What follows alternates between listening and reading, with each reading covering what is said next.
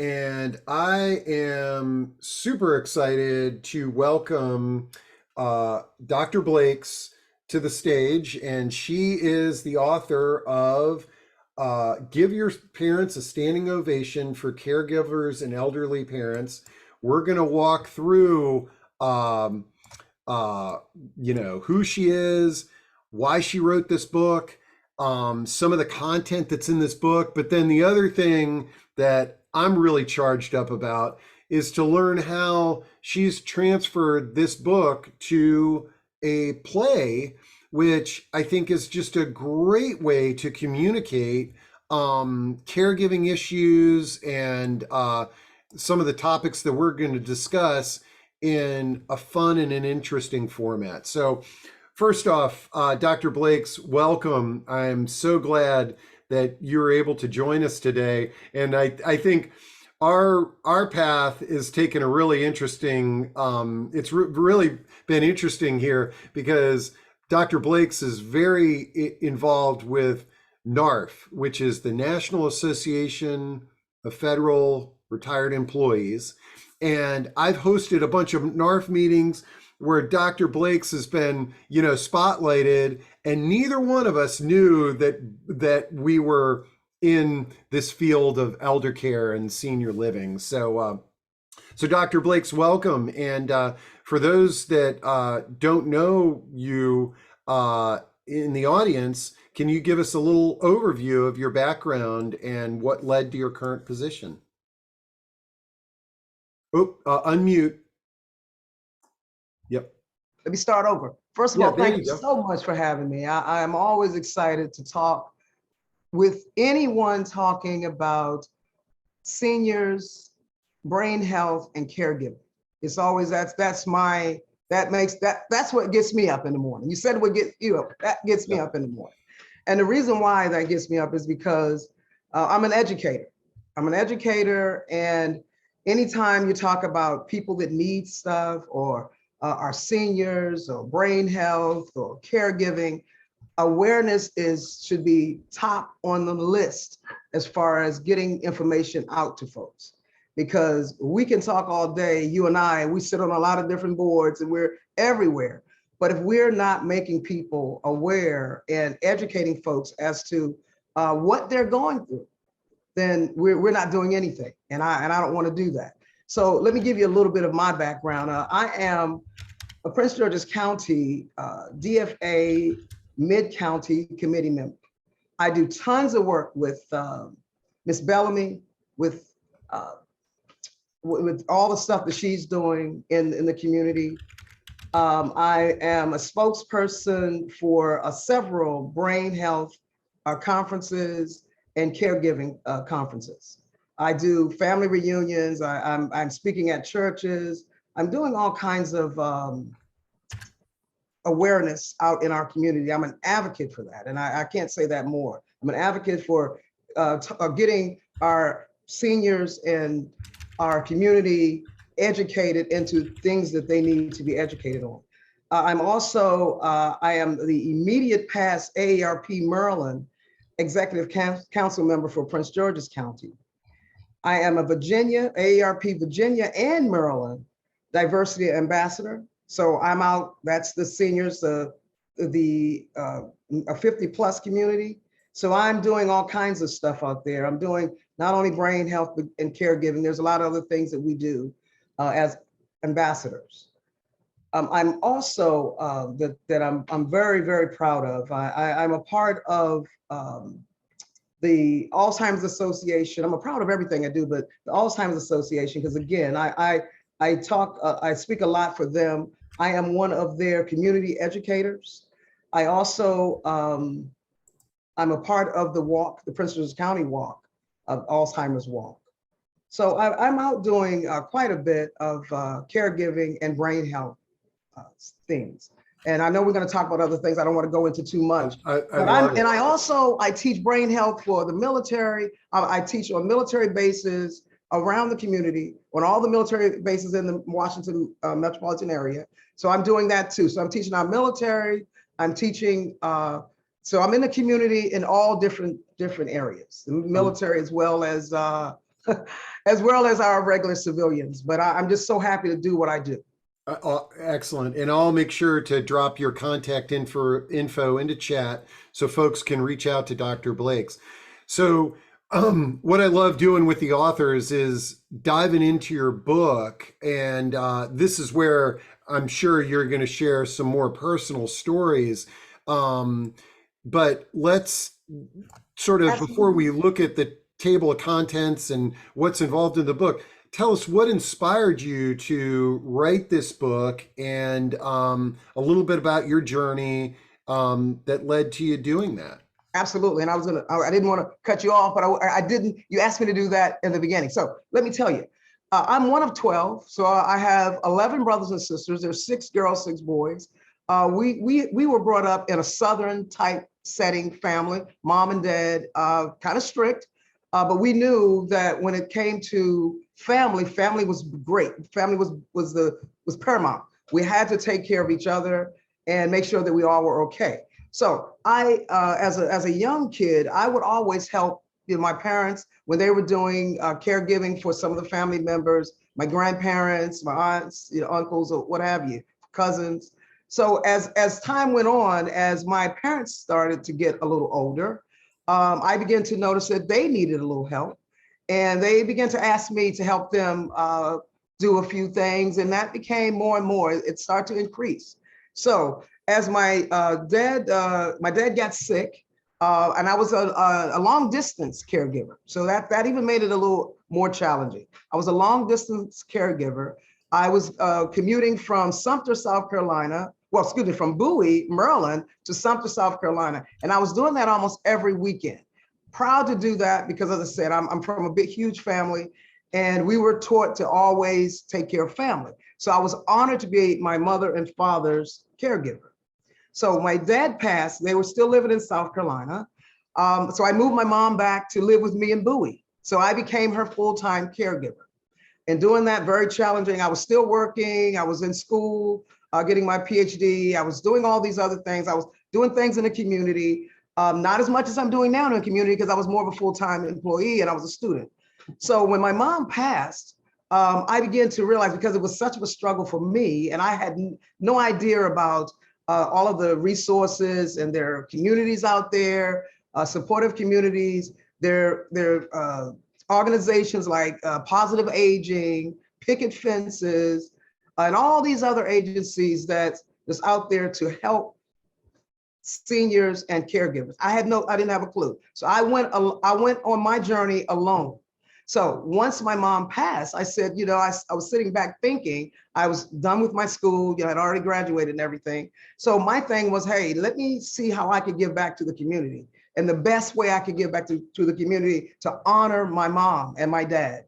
So I said, so I think by the one way I could do it is maybe writing a book to kind of tell my story. So because I knew my story would resonate with other caregivers.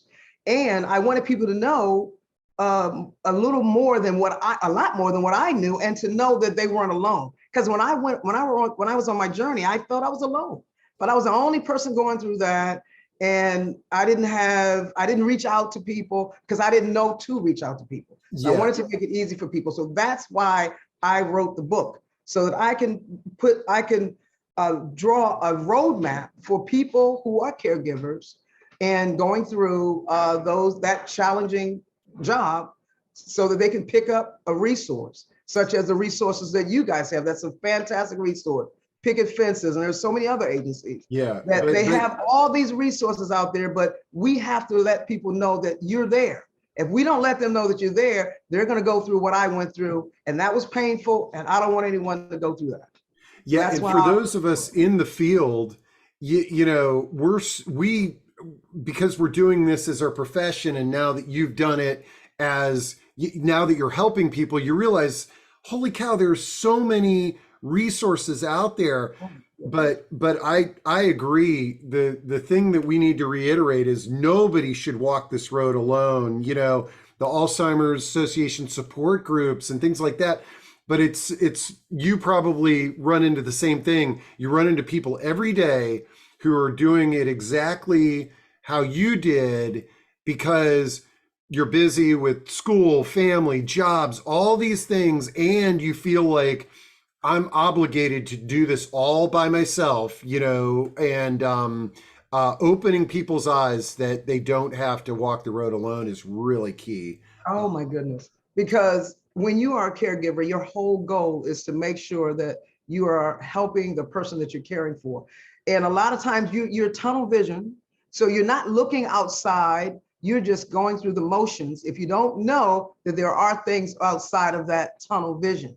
So again, this is why I wrote the book, and that's why I'm out, I'm speaking, and I'm doing what I do to make people's lives a lot easier than mine. I love Than it. what I went through. Cool. I want to make sure, and I'm doing that. I'm volunteering. Probably 90% of the things that I do is on a volunteer basis. So that let you know how much of an advocate I am for caregivers in our community. I'm out there, and people see me. I'm getting a lot of texts from folks, so they see me. They know I'm out there. No, you got a big fan club, that's for sure.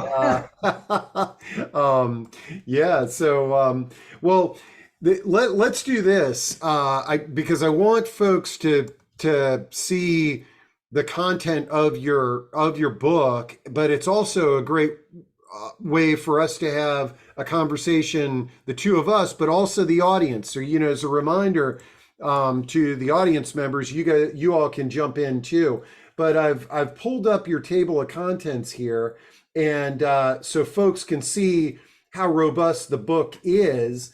But do you want to jump in and maybe share a few insights from some of your favorite chapters in there? Oh, absolutely. One of the favorite chapters is chapter 2, when it says, it talks about when it's your turn. That's huge, because a lot of folks, when they become caregivers, a lot of people, because of the shift in responsibilities, now you're doing the duties that your parents did for you when you were a kid. You're taking them to the doctor, you're taking them to get their hair done, you're shopping for them, you're possibly, fixing their bath, you're buying their clothes, you're making sure that they eat. You're doing all of the normal parenting responsibilities. A lot of people, when they shift, when it's their turn, they kind of forget who the parent is. My thing was, that was another reason why I wrote my book too, because when I start to go back and reflect, I never did that. And again, I have a Southern background, and we know better, because those people out there who know what a Southern background is all about, the parent is always respected. You always give your parents respect. So anytime, whether it's your parent, your spouse, or anyone that you're the caregiver for, you have to give that person respect, because that person, because they're losing their independence, that doesn't mean that it's time to push them around, boss them around, and make them feel small. It's the time to lift them up. So as a parent and a child, when that shift, that child should never forget who the parent is, and always realize that, and remember that they're the child.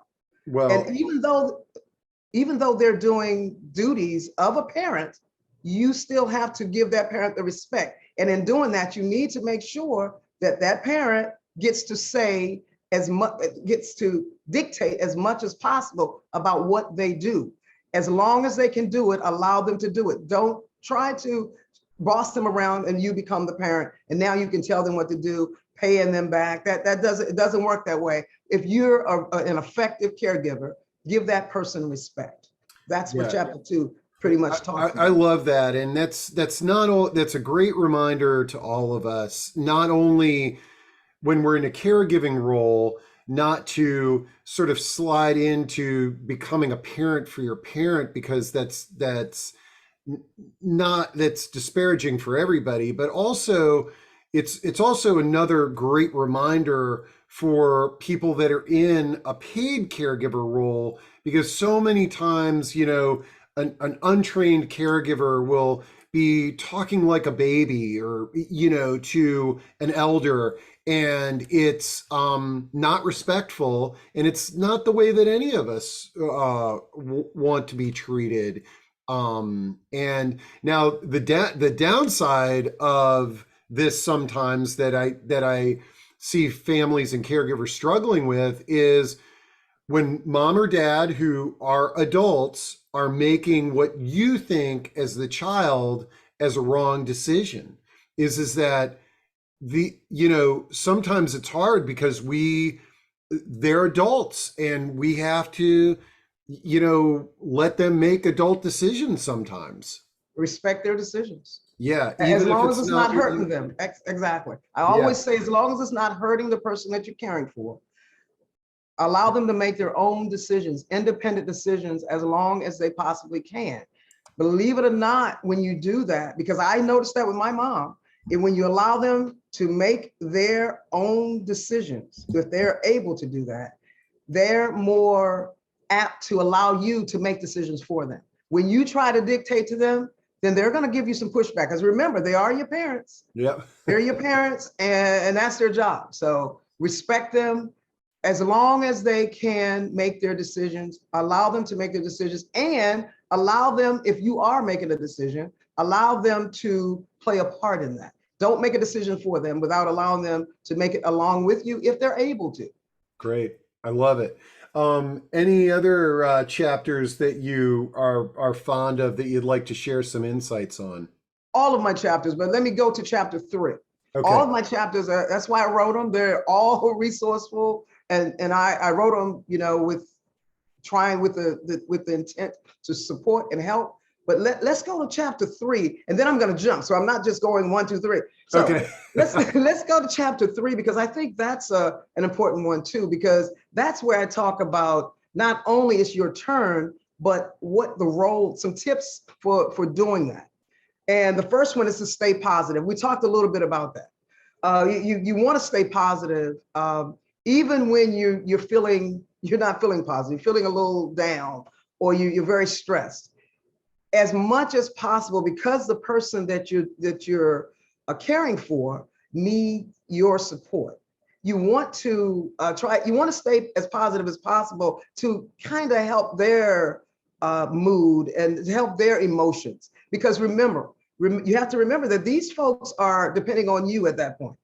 So if we can stay positive and as much, even in the face, I mean, you might go in the next room and not be as happy, but in their presence, be as positive to them and in front of them as possible to keep their mood intact. Because remember, they're losing their independence, and that's not a fun place to be or to land, especially if you have parents like my parents who were very active. They traveled a lot, they did a lot of stuff. So when they started to lose their independence, that was very hard on them, and probably a little harder on me, because I always depended on them. They were my springboards. Everything, I didn't do hardly anything without talking to them, getting their opinion about it. And then when I lost that, or I started losing that, that was hard on me too. But I never let them know that. I always try to stay positive to continue to help their emotions and their moods. So that's a big one, to try to stay positive, even when they're stubborn, when they're being mean, or they're, and thank God my mom was always pretty pleasant. Now, I don't hear that a lot out there, but I do hear that. She was pretty pleasant. She was very thankful for what I did for her. So that made it a little easy for me, but there were times when she was frustrated about some things, especially losing my dad. So those are the things that you have to work through. And the second tip is definitely include them in the decisions. I talked about that. Make sure that you're including them in whatever decisions you're making on their behalf, as long as you can. Because I think it's rude when I see people talking about, because they're the caregiver of either their spouse or whoever, family member, and they're talking about what decisions that they're making on their behalf, and that person is sitting right there, and you're not allowing them to take part in the conversation. That's not a good place to be. And a lot of times, if you put yourself in their position, I think it'll help us do a lot better. And that's what I did. So you can't just look at the person that, they need you, and not think about one day you might need someone. So Yeah. try to treat them as though you would want someone to treat you. Yeah. And a lot of times people are they're not doing this intentionally. It's by accident, because they've raised their kids and this, that, and the other. And it's just a lot of times hearing these discussions where when you realize how disrespectful that can appear, it's like, oh, I didn't even think of it that way, which is scary. I tell you, if I had the resources that are out there now when I was caring for my mom, oh my goodness, Yeah. I would have done even more amazing things. I did some amazing things, but it was by the grace of God. Yeah. It wasn't by knowing any type of resources, or because I did have her doctor, but to tell you the truth, that the doctor was not that helpful. And I don't think her doctor knew as much as we know now about Alzheimer's, dementia, and caregiving. They knew little small things, but they didn't know what we know now. If I knew what I know now, I mean, a lot of people say that I sound like a broken record, probably. I tell you, I would have done even more amazing things. So this is why I can't say it more. I'm out here doing what I'm doing. Also, and we kind of talked a little bit about that, help them maintain their dignity. That sometimes that's a hard one when you're doing a lot of things and you're trying to maintain your own, but help them to maintain their dignity. And a lot of times by doing that, it could be as simple as including them in decisions, not dictating to them, and listening to them. Allow them to make choices. Allow them to make choices as long as it's not hurting them. I always say, now, if it's something that's detrimental or it's hurting them, then of course, this is where it's your job to step in. But if it's not hurting them, allow them as long as they can to make their own decisions as to what they want to do and how they want to do it. And the good thing about making their own decisions, if your parents are able, that is a good time to have the conversation with them about what they want to do. And while you're caring for them, while they're still living, and once they pass on, this is a time to talk to them. And if you give them respect, I'm gonna tell you, I can't see, and I know some people out there are saying, hey, wait a minute, I respect them, but they're still mean. But that's true. But even when they're mean, we as caregivers, we have to find a way to reach them and be able to allow them to have as much independence as possible. So, and that's how we help them maintain their dignity. So, I loved your advice about staying positive, and we hear it, all the time in every facet of our life, but it's a very important reminder. But, the probably where I see the most challenge in that area are people who are caring for a loved one with dementia, is that, because they just need that reminder to stay positive, because their mom and dad or loved one or spouse is they look the same, but it's not the same person. Have you experienced similar challenges? Oh, absolutely. This is why you're doing what you're doing, Mr. Gurney, and why I do what I do, and a lot of other community advocacy people are out doing what they do. It's to let people know, even if it's dementia, because that is the hard one.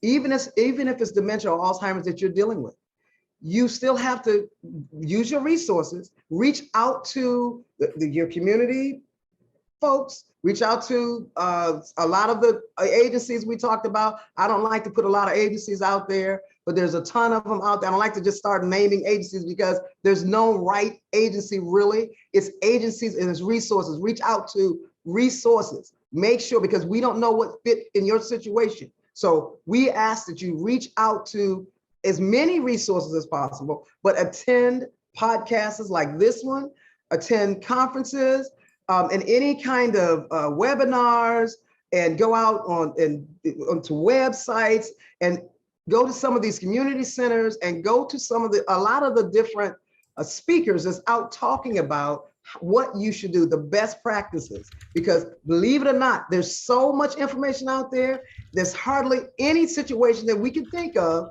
where there's nothing out there that can help you. So know that there's resources out there, reach out to those resources, and know it is a tough one if the person has dementia or Alzheimer's. It's really tough. It's tough when they have dementia or Alzheimer's because it's a progression and they're changing. But what we have to realize as caregivers, as they change, we must change with them. And still, we need to be positive. And we have to realize that it's not the loved one that we're seeing as the disease progresses, it's the disease. So you have to be mindful of that and get the information you need to be able to positively support this person. And if you cannot positively support them, you need to get some help. And don't go it alone. Please do not go it alone. That's a hard one. Yeah. And why would you go it alone when we're telling you there's so many resources out there? Yeah, absolutely. Going alone is harder than anything else that I can even think of. When you're talking about caring for anyone, but when you're caring for a person with dementia or Alzheimer's, that's huge. That will definitely, it changes the situation. It changes the person. It changes you. We must change with them. We must stay positive. I love it. Okay, well, I'll tell you, there's a chapter that I'm curious about, and that's chapter 6. It says, it doesn't matter what your mask is. Can you tell us a little bit about what's in that chapter? Absolutely. That's a huge one. Because, and I keep saying it's huge, but let me tell you, that's about not only taking care of the person that you're caring for, it's taking care of that number one person. And we can guess who that number one person is. That person is you. If you're a caregiver, you have to care for yourself. If you're not caring for yourself, it's just like when you're board a plane and they tell you, put that mask on first before you help a child or someone in need. Put your mask, regardless of what that mask is. If that's meditating, if that's talking to a psychologist, a psychiatrist, your doctor, your neighbor, a community where they're a caregiving group, regardless of what it is, make sure that you're taking care of yourself. Make sure that you're getting rest. And I know that's, as a caregiver, rest and a caregiver don't go together. I know that. Find a way to take care of yourself, because if you don't take care of yourself, you clearly can't take care of that person. And we know that statistics show that a lot of caregivers pass before the person that they're caring for, especially if they're over the age of 65. Care for yourself. Don't feel guilty. This chapter talks about that. We as caregivers, we feel guilty when we can't do more for the person we're caring for. But if you want to do more for that caregiver, take care of yourself as well. So not only making sure that they're attending their doctor's appointments, they're eating right, they're getting exercise and all this other stuff, make sure you're doing it for yourself. If you're not, I can tell you, you will get sick or you will not be able to take care of that person. So this is a huge chapter. So if you're a caregiver, you need to read this chapter, make sure that you're doing some of these things. The only way like I said, I did the things that I'm telling you to do in chapter 6. I did that, again, by the grace of God. I didn't know what I was doing, but I did it. I got through it. But I made sure that I took care of myself, along with taking care of my mom. I made sure I did my doctor's appointments. I exercised. I ate right. Matter of fact, I knew I was feeding my mom. My mom had to eat right. She wasn't on a particular diet or anything, but she ate healthy. She always did. So I ate what my mom did. So by doing that, I ate healthy, I exercised, and I got as much rest as possible. So take care of yourself. If you don't do anything else, if you don't remember anything else, remember to take care of yourself. And if you do that, you can do all these other things that we talked about. Yeah, so that's chapter 6. This came up in a discussion last week, is that, it's important to also remember that we're all individuals, and how, you take care of yourself. Like, let's say that you go to a seminar and they talk about breathing or yoga or something, but if you haven't done those types of activities, that might be more stressful than taking care of yourself. Really dive deep into who you are and what can help you stay positive. And I want to throw out a reminder, because Dr. Blakes, a few weeks ago, we had a caregiver who was in the midst of the caregiving, all of this chaos. She thought she was alone, and she started drinking more and really went down that rabbit hole. And I shared when you're taking care of yourself, make sure it's healthy. You know, if you're finding that you're cracking that bottle open, get help. You don't need to do this alone. Uh, do it in a healthy way. Absolutely. Drinking is not helping you. And drinking is not helping the person that you're caring for.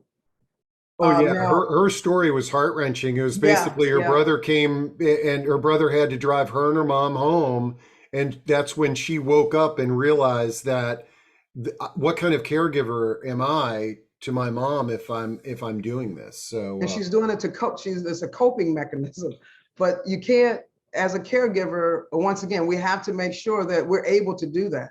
mhm. Now, if we're drinking or if we're doing things that are unhealthy and we're causing more possible problems than help, then we might want to think about looking for someone else to care for that person. Another So thing that I didn't mention about, I do want to throw this out as well. You need to have a plan. You definitely have a plan in place to help yourself. And that's one of the tips in the book as well. Make sure you have a good plan in place and be organized as possible so that you can make it easier for yourself. And in that plan, ensure that you have all the different things you need, all the records you need, all the medicines that that person is taking, and have it in a place where you can grab it at any time. If you need to take the person to the doctor or an emergency in an emergency situation, you can grab that list of medicines that they're on. You know what you should be going to the doctors with them, or if you're not the person that's going to the doctor with them, you should have some kind of access to that doctor, know who that doctor is, just in case there's an emergency. You need to be able to provide some of that information. So organization is huge too. Have to be organized. You can't be all over the place and be an effective caregiver. now, out of curiosity, you didn't mention it, but I'm curious about it. Along your journey as a personal caregiver, did you ever have to hire any outside organizations or rely on somebody other than yourself in the caregiving role, or were you literally the sole caregiver? Excellent question. That's something else. When you are, especially if you're working and you have you're caregiving for someone, there are times where you might have to go out and hire someone, an outside caregiver. Yes, I had to. Before my mom passed, like maybe 2 months before my mom passed, I had a caregiver that would come into the house. And I actually had access to that caregiver 24 hours because I was traveling. And whenever my mom didn't travel with me, because a lot of times I took my mom with me. So if my mom didn't go with me, then I would have the caregiver stay there with my mom overnight, doing whatever amount of time that I was away from home. That's where the guilt came in. That's why I'm saying it. That's why I wrote the book. I felt guilty every time I had to leave the home. I felt guilty. I felt guilty every time I had to have the outside caregiver do anything. I felt guilty. But again, you can't feel guilty because you cannot do it all, and you shouldn't try to do it all. And I know it's even harder when you're dealing with your spouse. Believe it or not, a lot of spouses feel like it's their job. No one else should be doing it. They should do everything. No, get some help. You need respite. Get some kind of help.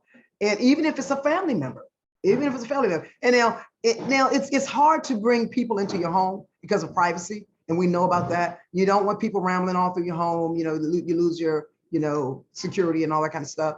But find a reliable organization, family, or some other support mechanism to support you, because you should have a contingency plan. What if you get sick? What if you need to go to the doctor? God forbid. What if you have to go to the hospital or what have you? Who's going to take care of that person? Always have a contingency plan. And this is why it's so good to have these conversations. Oh yeah, because it's so good. As I said, just a oh my God, reminder. if I had it. Yeah, just a reminder to people. It's a reminder. And now another thing that just occurred to me, you talked about your big family and you brought mom up here and you had family members down south. Did you encounter, or do you have any suggestions on working with siblings or family members? Like, was everybody pretty agreeable that, yeah, Dr. Blakes is the best place for mom, or did you have any issues in communicating with siblings? That's another wonderful question. Siblings, when you have siblings or any kind of family members, they're always there can be challenges. Now I'm the 10th child, so I'm all the way down the chain there. So and I'm from a Southern background, and in Southern backgrounds, there's a chain of command. So the older brothers and sisters, they're almost like your parents. So, you have to respect them, and I'm big on respect. They're big on respect. So we're all big on respect. So yeah, this is how it happened. This is how I became the caregiver. Okay, I was always doing things for my parents from day one. My dad had a big contract company. I was doing his contracts. I was doing everything for him as a child. So I was always that child that always supported, where my other brothers and sisters, they went to boarding schools. They were pretty much doing their thing on their own. When it came to me, when it was time for me to go to boarding school, I said, no, I want to stay with my mom and dad, which is weird, but I did that. My other brothers and sisters, they went to boarding school. I did not. So since I was always close and always there, pretty much under my parents, as people used to say it, when it came to caregiving, I was the first person to say, hey, when we started the discussion, I was the first person to say, I'll do it. When my dad passed, we were around the table talking about, okay, and I don't have any brothers and sisters in South Carolina. We all were here during the time. So we were here in this area. So it was just my parents there. So we were all here. But I was the one that said, hey, I'll do it, right after the funeral, brought her back, and the rest was history. So I was the one did I have some challenges with my brothers and sisters? Absolutely. They wanted to know everything. But what they did not dictate as much to me. And the reason for that is I was always doing it. So they were kind of respectful of that. Did they tell me things that, did I do some things and they wanted to know why and ask me, why didn't I do something else? Absolutely. I would never sit here and tell you they did not do that. Yes, they did that. Did we have some not so pleasant conversations one or two times? Absolutely, we did. Absolutely, we did. But because of our parents, we respected whatever argument or I wouldn't say argument, but heated discussions we had. We always made sure that, one, we did not allow mom to know that there were disagreements about certain things. Okay. So since I had the power of attorney, so that's huge too. Make sure that, whoever's caring for that parent, they're the person with the power of attorney. So I did have the power of attorney, and I had all that other stuff, so I was able to do things, and I didn't have a lot of pushback. But yes, I had pushback, but I didn't worry about my brothers and sisters. This is what I tell a lot of people. If I can do it with 11 brothers and sisters, you can clearly do it with 2, 3, 4. Regardless of what they're saying, your whole goal is to make sure that your parent is doing their quality of life is the best that it can be under your care. That's your job. And if you get beat upside your head, you get some bruises or whatever, take the bruises, but take them on the outside. Do not bring it into the circle where your parent is or where the person you're caring for is, because that can cause some problems. If my mom had known we had any disagreements or whatever, it could have stressed her out. So we made sure we didn't do that. So it is difficult. It's very difficult when you have siblings, but you can do it, and you can try to do it. Sometimes siblings can be a little more difficult than others. But if you're the caregiver and you have that power of attorney, you do what's best for your parent. Make sure it's what's best for your parent. It's not best for you. Because if you're that kind of person that you're looking, it's all about you, and it's not about the quality of life, the better quality of life for the person you're caring for, then you're a little messy. If you're really looking to help this person and be the best caregiver you can be, do your thing, regardless of what your other brothers and sisters tell you. Mm-hmm. I had 11, and it wasn't easy, but I'm here today. And my mom was very, and they are, let me tell you, they really appreciate what I did. I hear it almost every day. Every time I'm talking to them, I'm hearing that.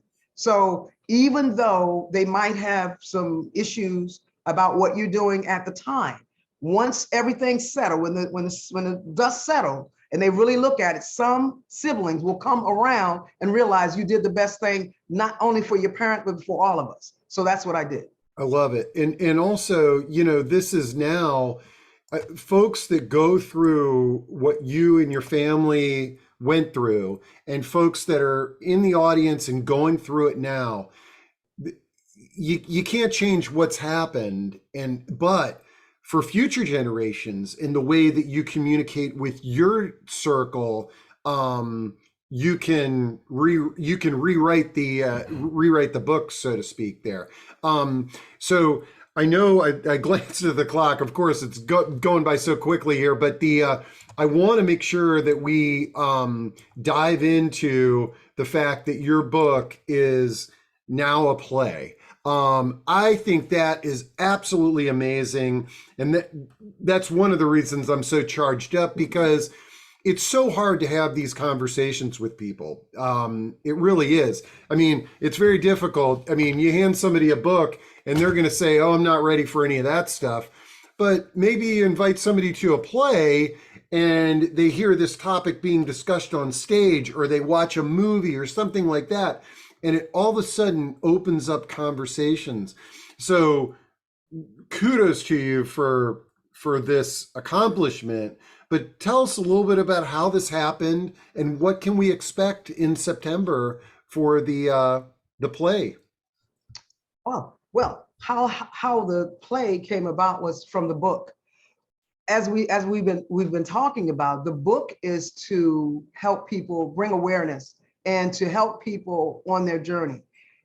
And by doing that, I did a lot of book signings. I talked to so many people doing conferences and so on and so forth about their journey and possibly getting to the point of being a caregiver. And it appeared as I did that, I noticed that I couldn't reach as many people as I wanted to reach. So I said, I went back to the old thinking tank again, and I said, oh, how can I reach more people in a shorter period of time and also make it fun and have a little respite along with it? So then I said, okay, I'm an educator, so I'm going to sneak a little education in there as well. We're going to have some fun. We're going to laugh. It's going to be emotional. It's going to be real, because we're talking about a sandwich generation family in this play where the matriarch gets Alzheimer's and dementia. And the family is, trying to figure out how to best take care and be a caregiver for their matriarch. So there's some funny moments in it. There's some serious moments, but oh my goodness, it's educational, because a lot of people sitting in my audience, they're going to see themselves on the stage. They're going to see other people's families that they know about on the stage. They might not even know that they're going through it until they sit through my play. So this is why I wrote the play, and this is why I produced the play, and this is why I need as many people as possible to come out and join us and see the play. Get some respites. Those caregivers who can, if you can, bring that person with you. Bring the person that you're caring for along with you. Let them have some fun. Let them get out. Let them get some knowledge, and maybe they can laugh along with you.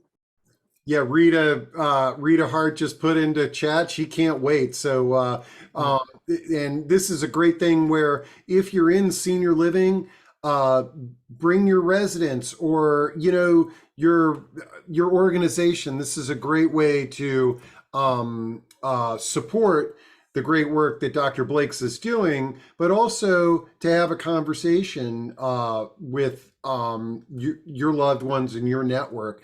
So, now, is the September 17th at Bowie Center for Performing Arts, is this the premiere of this as a play, or has the play been done before? Oh, this play has been done before. This is my 5th time putting the play on. Oh, the play has very good reviews. The 5th time, COVID killed us. We couldn't do anything because of COVID. I was ready to put another play on right before COVID, but COVID came about, and last January, last September. So I was a little more, I guess, anxious. Last September, although we were in the midst of a lot of COVID issues, I said, I went to the Bowie Center for Performing Arts, and I said, listen, put me down for September 17th.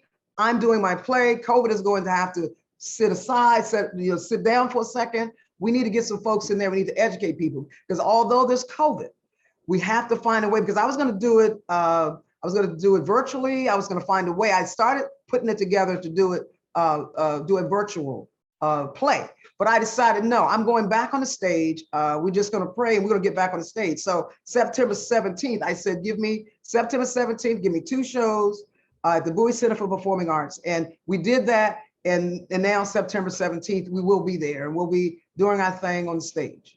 I love it. Now, out of curiosity, I mean, you've got such an interesting background, but the do you have a theater arts background, or was this just one of these things that you just figured it out? No, well, believe it or not, my undergrad degree is in print journalism. So I've done a little stuff. I had my own talk show before too. So just throwing some stuff there. I've done so many things. I mean, I can stay on here all day and talk about what I've done. So I used to have a talk show. So I had all kinds of people on my talk show, had a lot of politicians and so on and so forth. It was called The Spotlight. So I was spotlighting people in the Maryland area. So I had a talk show, but as far as theater, nothing. I've never done anything like that. But that book and just the idea of helping folks and making people aware and educating people and having a little fun, this is why I did the play. Oh man, I love it. I can't wait. And because so few people have done sort of theatrical productions that translate what we're talking about, and I love that. And I'm done. You know, there's a few comedians and a few people that use humor in talking about elder issues, and that's something that I'm always trying to encourage folks to, you know, if you've got a story to tell and you can write it down, you can tell it theatrically, you can use video, the more that we're communicating this, the better, because what we hear more than often than not is, I'm not ready for that. Don't talk to me about that. Oh, that's old people stuff. But as you know, we all, none of this might affect any of us, but if you talk to folks, you wake up one morning and you get that phone call that mom's in the hospital, or you trip and fall on the way to your car, and all of a sudden your life has changed. And if you haven't thought about these conversations that we're talking about today, it's going to be pretty challenging. Well, Mr. Gurney, this disease affects 6.5 million people in America today. They're living with it. So it's affecting us all, even though we don't know it, we don't realize it, or maybe we don't want to selectively not realize it, because, you know, sometimes people see it right in front of them, but they don't want to say that it's there. So 6.5 million people, that means that it's affecting us. And if it's not affecting your family, it's affecting your community. It's killing our community. So what we're doing today, having this conversation, we need to have more of these conversations to make people aware. Yeah, no, this is great. Well, I'm looking at the clock and I see that we're rounding the bend here to the top of the hour. I always want to make sure that if there's any other information that you'd like to share, I'm going to share your contact. I'm going to share the link to the September 17th performance. Anything, closing sort of statements that you'd like to make, this would be great. And just reminding the audience, we recorded this, so if you want to share this with anybody, it'll be up at Pro Aging this afternoon. Okay, first of all, I want to thank you for having me on. I want to do that. And I want to thank the people in the community for coming out as much as they do to conferences and some of the other things that we're doing in the community. And I want to personally thank Ms. Gaddy. She's on there. I want to personally thank Ms. Bellamy. And there's another, I couldn't catch all the names, so if I miss anyone, I think I saw Tillman's name, is Tillman on there. Oh, yeah. There's names were just flashing up. So if I miss you, trust me, I'm not missing you on purpose. I thank you so much for all of those folks out there that's doing all these wonderful things for our community. I just want to say that if you are a caregiver, please, please, please don't go it alone. Let people out in the community support you on your journey. Purchase that book. If you don't have that book, purchase that book. please come to the play, come and support us, because it's me, it's my play, and it's not like this huge corporation putting it on. It's Dr. Blake's play. So please come out and support me. Tell your family and friends to come and support me as well. Thank you, Mr. Gurney, so much for having me on. And then one thing that I want to throw out there is that this is at the Bowie Center for Performing Arts, and it's a beautiful space, is that if there's some senior serving organizations that might be able to support you as like a sponsor, is there a way that you can weave that in? Because it's a great way to communicate with people that are interested in this topic. Absolutely. If there's any organization out there that would like to support, definitely, I will definitely. You can reach out to me. I think Mr. Gurney said he's going to put my information up there. Yep. I also have a website. You can reach out to me through my website. My website is Gypasso. So it's GYPA, S as in Sam, O.org, Gypasso.org. So that's www.gypasso.org. You can go out there, you can send me an email or what have you. Oh, thank you so much. Thank you so much. Okay, and of course, this always happens, but Deborah asked a question, is that could you speak a little bit on long distance caregiving? Any sort of insights that you've got on that? Absolutely. Long distance caregiving, that's a huge one. And especially if you're living, if you're living anywhere, it's long distance, you definitely need to have support. You cannot, I did it by myself. Do not do that. If my parents needed to go to the hospital, I was sitting in the Pentagon, and I get a call that my parents are headed to the doctor. I'm on 95 going, I didn't call someone and say, go over and blah, blah, blah. I left the meeting or whatever I was doing, got in the car, and I drove to South Carolina. So I would leave a bag in my car just in case there was an emergency. Now, they didn't have a lot of health conditions, but they were getting up in age. So with me, anytime they got sick, I wanted to be able to be there because I didn't know what was going on. So if you are a long distance caregiver, you definitely have to have someone supporting you. You shouldn't do it alone. As I said, if I knew what I know now, I would have never done it that way. I would have been able to go back and forth, but I would have had more support there in South Carolina. So if you're long distance, don't go it alone. Make sure that you have a schedule, whereas you know that you're going to be wherever the person you're caring for is at any given time, and try to stick to that schedule, because a lot of times when I went to South Carolina, I scheduled their doctor's appointments, and I was doing the grocery shopping. I was doing all that kind of stuff. So if you are the caregiver and you have to do these things, you want to make sure that you're buying stuff that lasts. As for the food that you're buying, buy stuff that's going to last them, that they're not going to have to go back and forth to the grocery store if they can't do that, or if they won't need anyone else to do it. So you make sure that you have scheduled in your plans what you're going to do when you get there. You're going to go to the doctor. You're going to take them to the doctor's appointment. You're going to maybe pay bills. And I would pay their bills from Bowie, not from South Carolina. So I would pay their bills online, or I'd mail off whatever bills. You want to do that. You want to make sure that you're doing whatever you can to support your own journey, which means that if that means that you're paying the bills or whatever else you're doing, make sure that you have an organized plan. And if it's the person that reached out to us, if you are a long distance caregiver, you can reach out to me. We can talk, because I can tell you a lot of other things that we don't have time to talk about today. But I am available, so you can reach out to me and we can talk about whatever you need to talk about to make your journey a lot better than mine. So great. Please. And let's see, Karen Dodson had her hand raised. So Karen, did you have a question? Yes, first I'd like to thank you, Steve, for all your webinars that you put on, are really informative. But Dr. Blakes, I love the idea how you've combined your book with performing arts. That's so unique. And I really would love to be there in September, but I live out of state. And so if there's any way you can get Bowie to put that virtually, I'll pay your $35, and I could see this idea of growing into like something that a grant can sponsor. I have in my head like community theater, especially in rural areas. Wow.